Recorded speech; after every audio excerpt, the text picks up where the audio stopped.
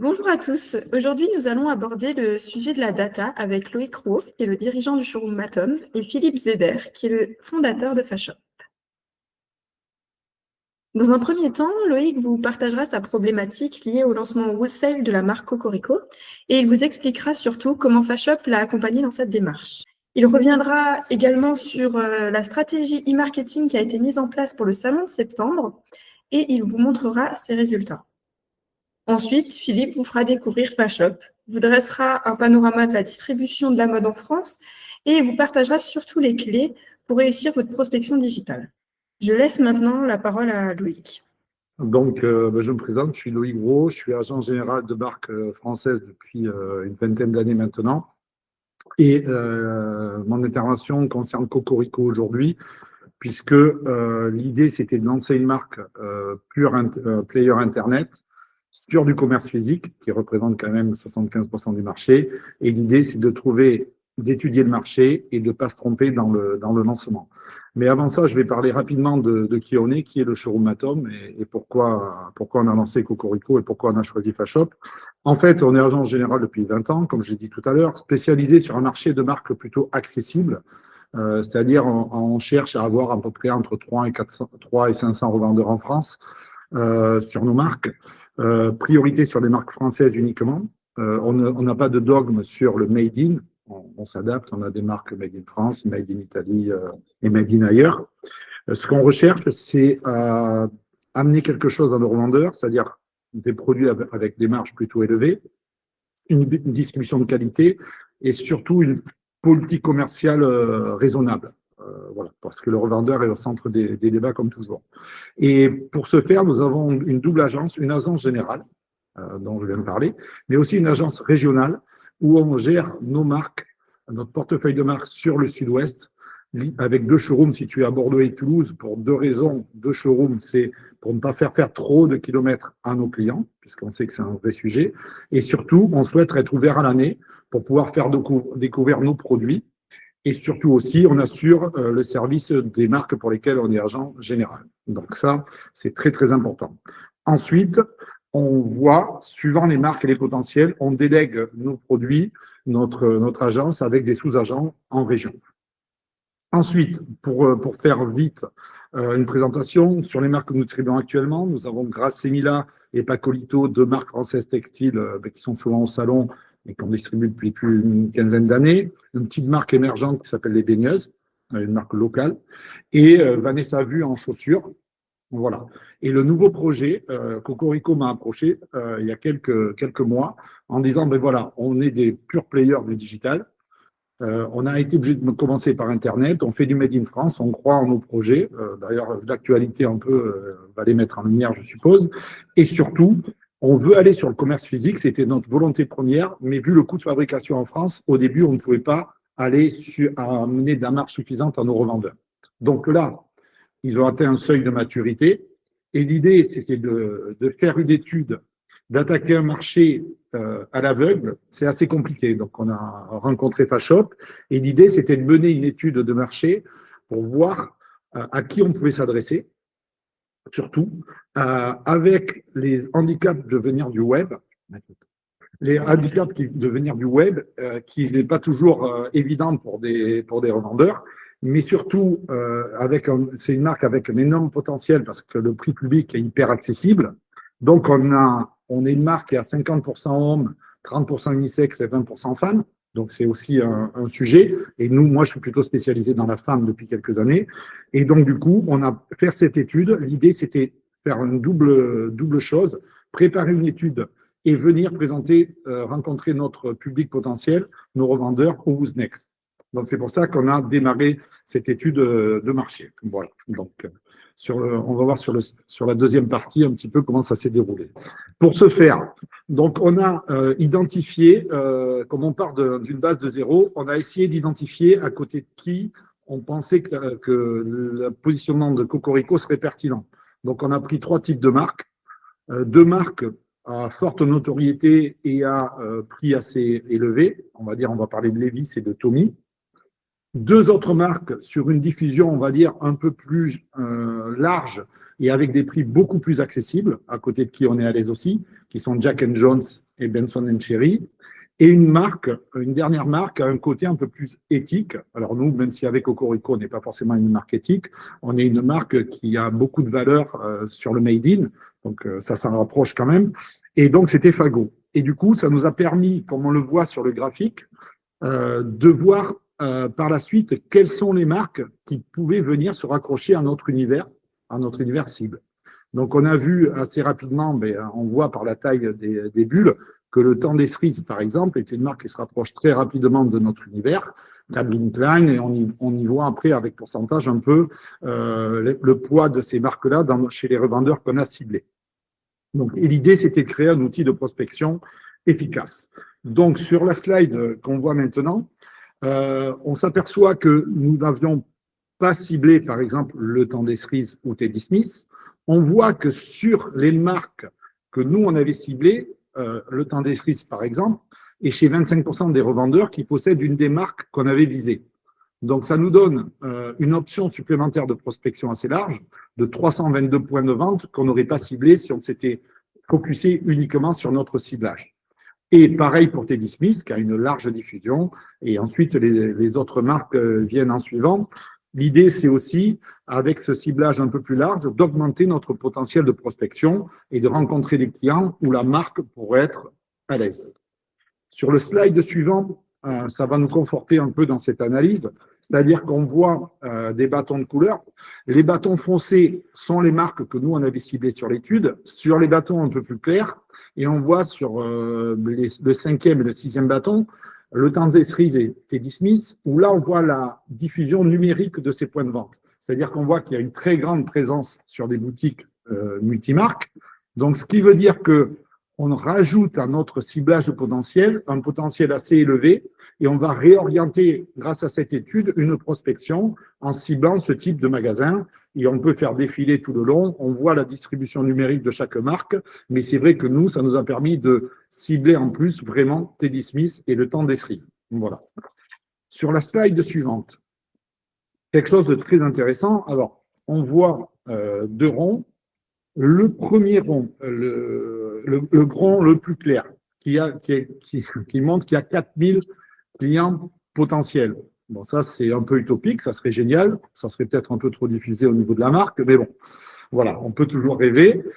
On a, par contre, un deuxième rond, qui est le rond cœur de cible. Ça, c'est les marques que nous, on avait ciblées en interne, qui sont des marques à côté de qui on souhaiterait être. Et là, encore une fois, même si on arrive à attraper sur la première année 10 à 20 ou 30% de ces clients-là, on sera très, très heureux. Donc, mais ça nous donne quand même une étude de marché et voir qu'il y a quand même du détaillant multimarque en France et qu'on a un vrai potentiel de développement. Donc, ça nous rassure dans le fait de pouvoir lancer le projet sur le commerce physique.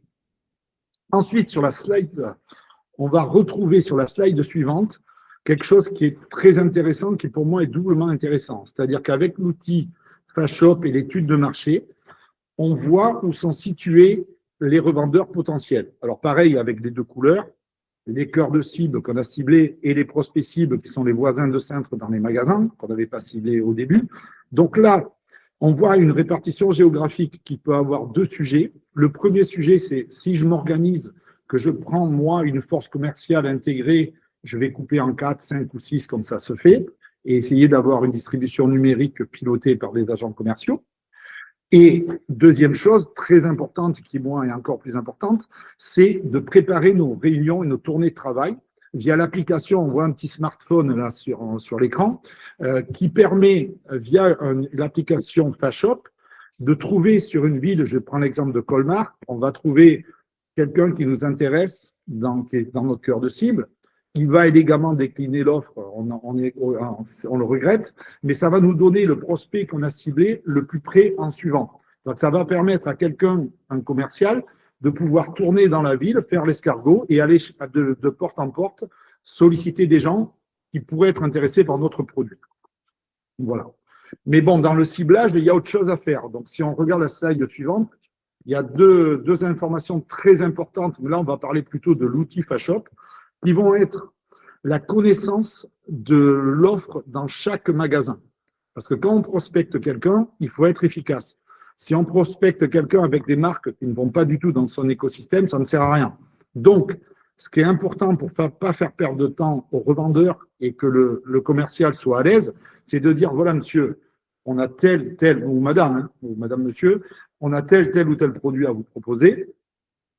On pense que vous avez un potentiel avec nous. Pourquoi? Parce qu'il vous manque soit une marque premier prix, soit il vous manque de l'unisexe, soit il vous manque quelque chose qu'on estime dans un assortiment. Après, à nous de faire le job.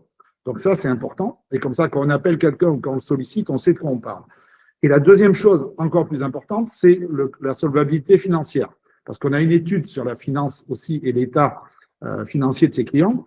Parce qu'il y a deux types de marques. Il y a des marques qui disent, ben, nous, on veut travailler avec des revendeurs. Par contre, il faut qu'ils soient assurés, sinon on ne livre pas. Donc, afin d'éviter de faire perdre du temps à notre revendeur potentiel et à nous aussi, c'est de dire, ben, on ne va pas visiter les gens qui n'ont pas une bonne solvabilité.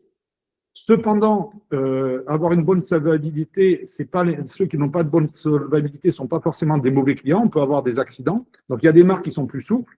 Et en fonction des arrangements qu'on peut trouver, quelqu'un qui a une solvabilité faible peut être aussi un bon prospect pour nous, à condition de bien connaître son écosystème et de discuter avec lui et de trouver des arrangements avec la marque. Donc, c'est à utiliser. Et à partir de cela, on va créer une liste de favoris qu'on va cibler en priorité et qui, pour l'usage purement commercial, va nous servir à préparer du phoning, des emailing, comme on va voir sur la slide suivante. Donc, sur la slide suivante, on a préparé une petite campagne digitale très importante pour nous. C'était une dizaine de jours avant le salon sur une marque que personne ne connaissait et qui n'a jamais été présente en commerce physique. Donc, on a ciblé un petit peu les clients avec qui on voulait travailler. Ça nous a permis de leur envoyer deux choses, un lien vers un catalogue et une invitation pour le salon avec un simple clic. On va voir les résultats en suivant parce que c'est ça qui intéresse un petit peu tout le monde. Sur la slide d'après, on va voir un petit peu les taux de transformation et un peu ce que nous a amené cette campagne. Donc, on a fait une première vague d'emailing sur une marque inconnue, on va dire des revendeurs. Enfin, certains la connaissent quand même peut-être, mais voilà. 44% d'ouverture, 1585 personnes qui ont ouvert le mail. Ça veut dire qu'ils ont trouvé un intérêt, qui donc vont connaître la marque, et 144 badges. On a fait une deuxième campagne assez rapide quelques jours après. Pour les gens qui n'ont pas ouvert, on a eu quelques leads aussi et 13 badges. Donc ça, c'était assez intéressant. Donc ça nous a permis de donner de la notoriété à la marque et de prendre du rendez-vous sur le salon. Et on a sorti ça à un appel sortant pour générer du rendez-vous sur les clients qui avaient téléchargé le badge sur le salon, sur le stand lui-même. Voilà. Ensuite, pour parler un petit peu de résultats, parce que c'est ça qui nous intéresse, pourquoi travailler avec FatShop, et en plus d'être un bel outil, voir si ça peut être assez rentable. Donc, dans les résultats, comme on va trouver sur le slide suivant, donc nous, on a émis 140 badges suite à des clics. 60 clients quand même physiques sont passés sur le stand, ce qui est assez énorme. Je n'ai pas dit qu'ils ont acheté, ils sont passés. Et ensuite, certains sont peut-être passés à côté et n'ont pas trouvé d'intérêt pour le produit. Ce qui a été intéressant, c'est qu'on a quand même donné le nom Cocorico à 1600 personnes qui vont le connaître. C'est une première étape de prospection. Et ça a été ça conjoint à un premier stand sur le salon où on a vu, et heureusement, des gens qui n'avaient pas ouvert le mail. Donc voilà. Ensuite, ça nous a permis une chose aussi supplémentaire, d'identifier un peu les besoins et les nécessités. C'est-à-dire sur le salon lui-même, plus FatShop, on a pu échanger avec nos clients potentiels, voir ce qu'allait pas et voir la perception de la marque. Donc ça fait gagner aussi énormément de temps. Ça nous a permis, bien évidemment, de verrouiller certains prospects, de verrouiller des commandes ou de prendre rendez-vous. Donc ça, c'était assez important. Et ensuite, ça nous a permis quelque chose de plus important qu'on peut peaufiner avec l'outil FatShop, c'est le ciblage réel utile. C'est-à-dire qu'on s'est aperçu que des magasins d'extérieur de plus de 200 mètres carrés étaient très, très intéressés par la marque, puisque c'est des gens qui ont du trafic, on a un produit accessible, made in France, le combo matchait très bien. Donc là, on a un succès quasiment immédiat là-dessus. Et on a vu qu'il fallait qu'on réadapte notre service commercial et notre offre pour les petites boutiques de centre-ville. Donc, c'est le sujet de 2026. Donc, ça nous a permis aussi d'avoir une étude de marché complète. L'objectif était d'avoir 100 clients uniques qui puissent représenter jusqu'à 300 points de vente pour 2026. On n'est pas dans l'urgence, on va les atteindre, on est en route. On n'a pas de pression de chiffres puisqu'on veut faire bien et pas rater le lancement d'une marque parce que maintenant, on a très peu de seconde chance vu l'état du marché. Donc, autant bien préparer et on a le luxe d'avoir le temps. Et ensuite, Fashop est un outil qui nous a permis, avec l'usage, on va dire, d'une matière grise humaine qui est non négligeable, parce que l'humain, il faut toujours le mettre là-dedans, on a un outil qui est fiable, qui est assez facile à appréhender, même moi j'ai compris, et du coup, ça nous permet d'avoir un gain de temps réciproque, que ce soit pour le revendeur, parce qu'on ne va pas le solliciter pour rien, pour le commercial, puisqu'il ne va pas perdre son temps, et pour la marque, on fait un travail de fond qui doit être efficace. Donc voilà, pour l'instant, je pourrais en reparler d'ici un an, mais on ne regrette pas du tout notre investissement, et on verra bien dans un an quels seront les résultats. Mais voilà, toute mon équipe a été très heureuse de ce partenariat. Voilà, pour ma part, je vais terminer. J'espère que je n'ai pas été trop long et compréhensible. Non, c'était parfait, Loïc. Merci pour ta participation. Je passe maintenant la parole à Philippe qui va nous présenter Fashop. Bonjour à tous, je me présente, Philippe Zeder, je suis le fondateur de Fashop, base de données que j'ai créée il y a 23 ans déjà. Merci à tous les participants de suivre ce webinaire, ainsi qu'à Loïc de nous avoir partagé son expérience pour la distribution, la mise en place de la distribution wholesale de Cocorico sur le marché français. Avant d'aborder la base de données Fashop, je voulais vous partager la photographie du marché en cette fin d'année de la distribution de la mode. La distribution, alors, il y a toujours les deux acteurs principaux, bien sûr, le retail, le wholesale, les monomarques d'un côté et les multimarques de l'autre. Concernant les monomarques, on peut constater que finalement l'offre qui est proposée aux consommateurs n'est que de 205 marques, 172 de prêt-à-porter, 33 de chaussures, distribuées par à peu près 13 000 magasins, 4 000 franchises et 9 000 succursales. A contrario, l'offre proposée par les wholesale est vraiment considérable, avec 3 700 marques proposées aux consommateurs, 2 400 marques de prêt-à-porter et 1 300 marques de chaussures différentes. La chaussure comprenant bien sûr la sneakers. Justement, on va aborder ce tissu commercial du wholesale. Le prêt-à-porter, c'est 10 800 points de vente aujourd'hui multimarques en France. Et la chaussure, elle est distribuée par deux canaux de distribution. D'une part, les spécialistes, avec 3000 chausseurs, et d'autre part, aujourd'hui, les magasins de prêt-à-porter qui sont majoritaires, et ça représente 5600 magasins qui aujourd'hui distribuent la chaussure. Nous avons démarré chez Fashop le référencement de la chaussure en 2015. Et en 2015, on avait une situation qui était totalement inverse. On avait à peu près, peu ou prou les mêmes chiffres, à peu près 6000 chausseurs, un petit peu moins. Et les chausseurs, c'est vraiment un canal de distribution qui est en récession depuis maintenant 8 ans, très très fortement, puisque on a une situation qui est complètement inversée. On avait démarré en 2015 avec à peu près 2 à 3000 magasins de prêt-à-porter qui distribuaient une ou deux marques de chaussures. Aujourd'hui, on en a presque 6000 et distribue à peu près 4-5 marques. Donc c'est ce qui a vraiment motivé finalement la construction de la base de la chaussure. C'est ce glissement de marché qui vers le canal de distribution du prêt-à-porter. Et on le verra tout à l'heure, effectivement, le paysage du wholesale a énormément changé dans ces années, puisque de plus en plus les magasins deviennent des concept stores et proposent à la fois, bien sûr, la chaussure, mais des accessoires, mais également ça va jusqu'à la maison. Et c'est effectivement cette distribution est vraiment a connu une très très forte mutation pour pouvoir s'adapter à la demande du consommateur. On va maintenant aborder la base de données Fashop sur le slide suivant. Alors, la base de données FashShop, sa puissance, c'est l'exhaustivité. En fait, comment pouvons-nous être exhaustifs et ne passer à côté d'aucun point de vente en France? En fait, depuis le départ, nous sommes adossés à un partenaire qui s'appelle Elisphère. Elisphère, c'est le fournisseur des informations juridiques et financières pour à peu près tous les grossistes, si j'ose dire. C'est une entreprise étatique, donc c'est une liaison directe avec les greffes des tribunaux, les chambres de commerce et les données financières et bilancielles et de solvabilité. Ces informations-là nous permettent, nous, d'identifier à partir du code NAF tous les magasins qui distribuent de la mode. Hein, c'est tout simplement la distribution de l'équipement de la personne, de la chaussure, etc.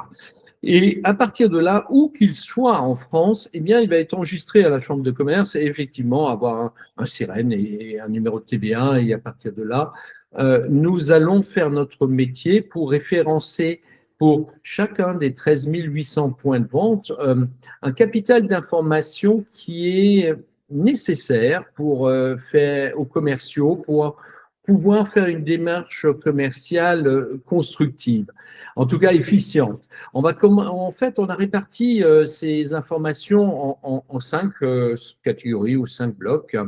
On va commencer par le premier, qui sont vraiment les informations générales, la situation géographique, centre-ville, centre commercial ou périphérie, le type de distribution. Bien sûr, nous ne sommes concernés que par le wholesale, non par les multimarques, et la surface, ça va être présenté en fourchette de 20 à 50, de 50 à 100, etc. Ce qui nous permet finalement d'avoir une information de avons-nous affaire à un magasin qui est de grande surface ou de petite surface. Enfin voilà, ça a beaucoup d'importance pour les équipes commerciales. Le tout est complété par ces nouveaux outils de communication dont nous avons besoin pour contacter les points de vente, c'est l'Instagram, Facebook et l'email. Ces liens digitaux permettent aujourd'hui de remplacer les difficultés de contact qu'on a avec le téléphone, de joindre les commerces. C'est vrai qu'à partir d'Instagram, on va avoir la possibilité de contacter le point de vente et à partir du compte de la marque et avoir effectivement un très très bon retour là-dessus. L'email, on en parlera un tout petit peu plus tard parce que c'est vraiment un sujet très très central dans ce qu'on appelle finalement la prospection digitale. On va passer finalement au cœur de FashShop, c'est l'assortiment de marque. L'assortiment de marque est effectivement la partie la plus importante. Avoir la vision de toutes les marques distribuées à un point de vente, un commercial va avoir besoin de cette information pour nouer le dialogue, pour vraiment maîtriser le positionnement du magasin et savoir si son produit a sa place dans ce magasin. Alors, pour être très concret, l'information des marques qui sont distribuées par le point de vente n'est pas une information que nous transmet le commerce, mais c'est une information que nous allons référencer. On fait un petit peu, au final, comme le Michelin, hein, sauf qu'on n'y mange pas, on ne donne pas d'avis, mais en fait, chaque saison, donc 2 fois par an, nous allons relever les marques du point de vente et référencer ces marques. En tout cas, le plus exhaustivement possible pour le prêt-à-porter, la chaussure, et en complément, l'accessoire. On va passer au l'avant-dernière catégorie, sont les informations juridiques. Les informations juridiques, c'est à partir de là que nous construisons notre base de données. Effectivement, c'est cette identification de l'entreprise, ce numéro de TVA, le nom du gérant dont on va avoir besoin, effectivement, le commercial pour pouvoir contacter la boutique et nouer le dialogue. Et ce contact de dirigeant nous est présenté sous forme d'un maillage à partir du moment où le dirigeant va être gérant ou co-gérant de plusieurs entreprises. Vous aurez toutes les entreprises et tous les commerces rattachés, ce qui permet effectivement d'avoir une vision très très claire de qui on a affaire, un gros commerçant, un moyen commerçant, un grand commerçant. En tout cas, c'est une information aussi commerciale très très pertinentes. Les informations financières. Alors, les informations financières, c'est vrai que depuis à peu près 5 ans, vous le constatez tous, que ce soit sur société.com, Papers ou n'importe où ailleurs, les bilans ne sont plus disponibles. On n'a donc plus accès aux chiffres d'affaires et aux résultats des magasins. Pourquoi? Parce qu'en fait, la loi n'oblige plus que les sociétés au-delà de 5 millions de chiffre d'affaires de publier les bilans. Donc, in fine, plus personne ne publie de bilan. Depuis 5 ans, nous avons intégré ce qu'on appelle la note de solvabilité. On va en voir le détail sur le slide suivant. D'ailleurs, ça nous donne une vision de l'état de santé du wholesale en France. Du côté gauche, vous avez le prêt-à-porter. Du côté droit, vous avez les spécialistes de chaussures. Peu ou prou, c'est la même chose. On voit qu'on a une situation verte, évidemment, là où c'est vert, ça va bien. Cette situation verte nous permet de constater que 70% finalement du marché du wholesale se porte bien. Dans le cas où on est dans les 2 premières notes de solvabilité, on aura de l'assurance crédit. Au final, ça fonctionne un petit peu comme un feu rouge sur la route, si on prend cette métaphore. L'orange, on va faire très attention parce qu'il y a des incidents de paiement. Le rouge, on va s'arrêter parce qu'effectivement, le risque est avéré. Il y a vraiment des soucis importants et malheureusement, le noir, c'est une situation qui est très provisoire, ils sont très très peu, parce que c'est pas durable, sont les jugements, les plans de sauvegarde, les liquidations, etc. Toutes ces informations sont gérées en flux tendu 24/24. Ça veut dire que toutes les nuits, ça va se mettre à jour. Un commerçant qui a fait un défaut de paiement le lundi, le mardi, on va le retrouver sur FashShop. Alors, ces notes, évidemment, ne sont pas générées par FashShop. Alors, nous les achetons auprès de l'ISFER et cette note est en fait une note qui est commune à tous les facteurs. Ça veut dire qu'effectivement, on le disait précédemment, ils ne publient pas de bilan, mais en fait, les notes sont établies à partir des bilans. Toute entreprise obligatoirement doit transmettre son bilan au banquier qui va transmettre les bilans aux organismes financiers qui vont faire les notations. D'une façon concrète, un magasin qui fait un défaut de paiement à la SFAC, le lendemain va avoir une dégradation de sa note de crédit à la COFAS également. Donc, effectivement, c'est une information qui est essentielle aujourd'hui pour nos utilisateurs. Ça leur permet de ne pas perdre de temps, de démarcher des points de vente qui sont dans des situations financières où, au final, on va prendre une commande, si on est un showroom comme Loïc, et la marque va finalement refuser la commande parce qu'en fait, derrière, il n'y a pas la possibilité de couvrir la créance. Donc, effectivement, c'est vraiment un gain de temps considérable. Si c'est rouge ou dans une situation très difficile, on va passer au magasin le plus proche dans ce petit système de l'escargot que nous a évoqué Loïc précédemment. On va poursuivre sur le slide suivant pour vous parler toujours encore de finalement la surveillance ou plutôt la veille de marché.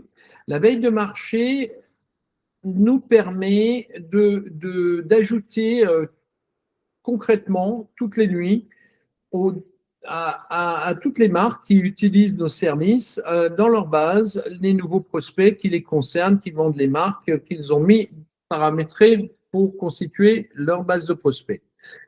Comment c'est possible? En fait, dès que va se créer un point de vente, il va s'enregistrer à la chambre de commerce, information que nous allons recevoir, et c'est à partir du moment où le point de vente va ouvrir effectivement ses portes que nous allons le publier sur FashShop avec toutes les informations que nous avons vues précédemment.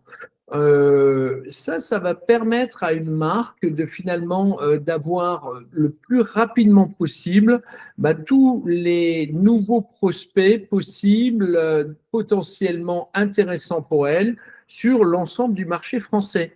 Et c'est vrai que finalement, l'adage est toujours d'actualité, le premier arrivé, le premier servi. Donc, d'une façon concrète, je le répète, nous ne référençons, nous ne publierons qu'un magasin à partir du moment où il a ouvert effectivement ses portes. Si on prend le cas concret de gens qui sont en cours de création d'un magasin et qui arpentent le salon pour identifier les marques, effectivement, ou qui vont même prendre des commandes pour la future ouverture de la boutique, cette boutique, nous ne l'aurons qu'à partir du moment où elle est ouverte. On voit sur le slide qu'on évoque la mise à jour des boutiques, donc qui est faite chaque saison. Pourquoi? Parce que 20% des marques sont renouvelées chaque année par les boutiques. Donc, en gros, en France, que sur l'ensemble des multimarques, ce sont à peu près 10 marques qui sont vendues par un magasin. C'est la moyenne. Au final, ce sont 2 marques qui sont changées chaque année. On a également, on va l'évoquer tout de suite, à peu près 10% du marché qui se renouvelle en termes de points de vente. Donc 10% qu'on ferme, 10% qu'on rouvre. Peu ou prou, c'est à peu près équivalent. On ouvre un petit peu moins ces derniers temps que l'on ferme. Mais évidemment, une marque, elle a une vision, elle n'a que malheureusement la vision négative qui est la plus importante, puisque effectivement, quand les magasins ferment, on perd un client, donc c'est une information qu'on reçoit tout de suite, et quand un magasin ouvre, c'est pas une information qu'on reçoit tout de suite. Donc effectivement, la veille de marché est vraiment très très positive, et c'est chaque année, nous rajoutons à peu près 1400 nouveaux points de vente à nos bases. On va passer sur le slide suivant. Pour vous parler maintenant concrètement de l'analyse data. On l'a vu avec Loïc précédemment, l'analyse data qu'il a faite pour Cocorico. Je le rappelle, le but, c'est qu'il n'y avait absolument aucune distribution. Donc, pour créer une cible, pour construire la base de prospects, il était nécessaire pour Loïc d'identifier 5 marqueurs de cible et puis de comprendre l'environnement de distribution de ces marques permettant de bâtir une cible de 40 marques. Pour une marque qui a une distribution, je dirais surtout au-delà de 100 points de vente en France, pour cette marque, il devient extrêmement difficile de comprendre l'écosystème, son écosystème de distribution. Quels sont ses voisins de Sainte finalement chez ses clients? Les marques en général arrivent à citer 4-5 marques et après ça devient un petit peu compliqué de savoir qu'est-ce qui finalement est présent chez mes clients dans les points de vente. Surtout que les distributions sont évidemment différenciées entre les différentes régions. Donc il y a une autre type d'étude qu'on a devant les yeux, qui est une étude d'une marque qui est distribuée. C'est énormément utilisé chez nous pour l'ouverture des services. Le cas que nous avons devant les yeux, il s'agit d'une marque qui expose à Ouznex, une marque de prêt-à-porter féminin. On ne révèle pas le nom, mais c'est une jolie marque qui a finalement 235 clients. Nous avons fusionné l'assortiment des 235 points de vente pour dresser de la même façon le hit parade des marques qui sont voisins de cintre de cette marque. Et dans le cas concret, puisque ça c'est vraiment la réalité de l'étude, la première marque qu'on a trouvée à côté de la marque étudiée, c'est la Petite Étoile. Et avec cette Petite Étoile, on a 89 clients en commun, donc soit 38% de mes clients en tant que marque étudiée vendent la Petite Étoile. Donc, il est extrêmement important pour moi, vu que j'ai une écœurance extrêmement forte avec cette marque, d'intégrer dans ma cible la Petite Étoile, ce qui a pour effet de me rajouter 527 prospects d'un coup dans ma base. Et ainsi de suite, l'étude va présenter les 60 premières marques qui composent mon écosystème de distribution. Et parmi ces 60-là, je vais pouvoir faire la sélection des marques qui me paraissent les plus pertinentes sur le positionnement que je souhaite avoir pour mon produit. On va passer au slide suivant, on va aborder exactement la même chose que pour Loïc, c'est la construction de la base. Je rappelle qu'une base de données est construite à partir d'une cible qui a été sélectionnée par la marque. L'étude aide énormément la marque pour sélectionner les 40 marques cibles. Et on voit que la partie orange, c'est toujours la partie que j'ai en commun. On a mis les petits points dans le cadre de cette vraie étude qu'on a réalisée pour cette marque de prêt-à-porter féminin. On voit qu'on a 235 clients sous la carte. On a 2887 prospects cibles et dont 1270 dans le cœur de cible. Donc, effectivement, il y a vraiment de quoi faire puisqu'on a près de 2500 prospects disponibles. C'est vraiment le potentiel. Et il faut savoir que, en fait, on va sélectionner à peu près la moitié de la base à qui vont rentrer dans la démarche commerciale. L'autre moitié, on ne va pas la sélectionner parce que finalement, ce sont des magasins qui ne vont pas bien, ce sont des magasins qui sont trop proches de clients que nous avons déjà, etc. On ne va s'adresser strictement qu'aux magasins qu'on a sélectionnés. Il est inutile de perdre du temps avec des magasins qui ne sont pas, finalement, à qui je ne veux pas vendre, hein. Sur le slide suivant, on va parler justement, suite à cette sélection, de l'e-marketing. L'e-marketing est vraiment l'outil le plus puissant chez Fashop. Depuis 2018, il n'est plus possible de vous présenter les adresses e-mail comportant des noms et des prénoms sur les bases Fashop. C'est interdit par la CNIL, la RGPD, tout le monde est soumis à cela. En fait, nous, le gendarme de la CNIL, nous l'interdit vraiment strictement. Et nous a demandé, pour pouvoir toujours permettre à nos marques de communiquer avec ces prospects qu'il a sélectionnés, de mettre en place une plateforme d'emailing. Ce que nous avons fait en 2018. Aujourd'hui, cette plateforme d'emailing est devenue vraiment l'outil central de Fashop. Extrêmement perfectionnée. Notre base est nettoyée quotidiennement. Ça veut dire que toutes les adresses sont vérifiées toutes les nuits. Le lendemain, quand votre emailing va partir, va avoir pour effet qu'aucun mail ne va partir en indésirable. C'est un petit peu le gage de qualité de Fashop, ce qui va nous permettre effectivement de proposer à nos utilisateurs des performances qui sont hors normes sur du prospect. Les clients, ils vont toujours continuer à utiliser Mailchimp ou Brevo, enfin, voilà, faire leurs emailing de leur côté, les marques. Mais en revanche, pour les prospects, ils vont utiliser Fashop. Les taux d'ouverture sont extrêmement importants. Je le rappelle, à peu près 47% de moyenne d'ouverture, toutes marques confondues, 7% de clics sur les boutons, ce qu'on appelle les CTA. Les boutons, dans le cas qu'on a à droite, c'est Dilux qui est également exposant à Wiznext et qui s'est prêté à faire l'essai la saison dernière du tout nouveau bouton. Quand il y a à peu près quelques marques qui ont pu avoir accès à cela. C'est sorti juste quelques jours avant le salon. Aujourd'hui, comme nous faisons partie de Wiznext, nous avons intégré à l'intérieur de l'emailing un élément technique qui nous permet de générer directement le badge à partir du bouton. L'intérêt de cela, c'est qu'une marque qui a à la fois Fashop et est exposante à Wiznext va avoir déjà un capital de badge gratuit illimité.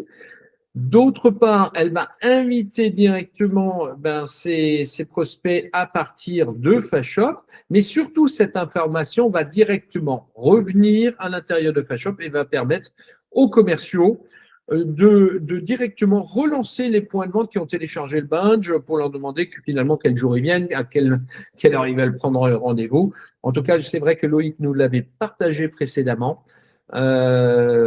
Les taux de conversion sont extrêmement importants, les taux de contact sont vraiment très très importants et c'est vrai que recevoir une invitation d'une marque est quelque chose d'essentiel pour un commerçant qui va finalement venir sur le stand majoritairement pour remercier au moins et le monde amène le monde. Finalement, c'est vraiment un cercle vertueux de pouvoir créer des nouveaux contacts. Ce qui est vraiment le but du salon, c'est de créer des nouveaux clients et cet outil permet d'optimiser sa présence sur le salon. On va passer sur le slide suivant où finalement, je vais passer très très rapidement, c'est le social selling qu'on a évoqué tout au départ.